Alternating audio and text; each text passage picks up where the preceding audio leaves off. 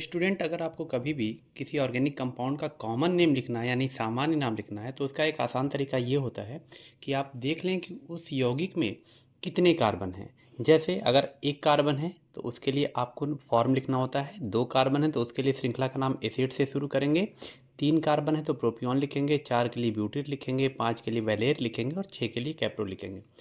इसके साथ ही साथ अगर वो कंपाउंड एल्डिहाइड है तो आपको नाम के अंत में एल्डिहाइड, एसिड है तो इक एसिड, एमाइड है तो एमाइड क्लोराइड, COCl है तो एसिड क्लोराइड ग्रुप है तो इल क्लोराइड जोड़ेंगे।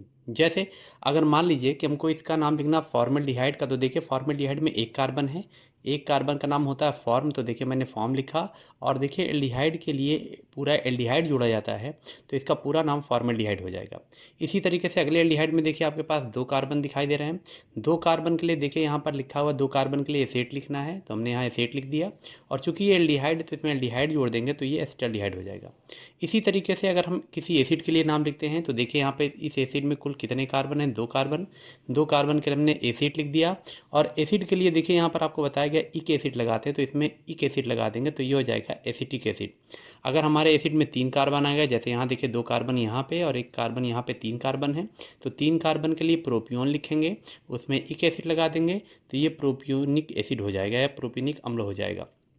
अगर एमाइड आता है तो एमाइड में देखिए हम मान लीजिए इस एमाइड में कितने कार्बन है, एक दो तीन और चार, चार कार्बन के लिए देखिए यहाँ पे ब्यूटेट लिखा हुआ है तो आप ब्यूटेट लिखेंगे। एमाइड के लिए पूरा एमाइड वर्ड जोड़ेंगे तो ये ब्यूटेर एमाइड हो जाएगा।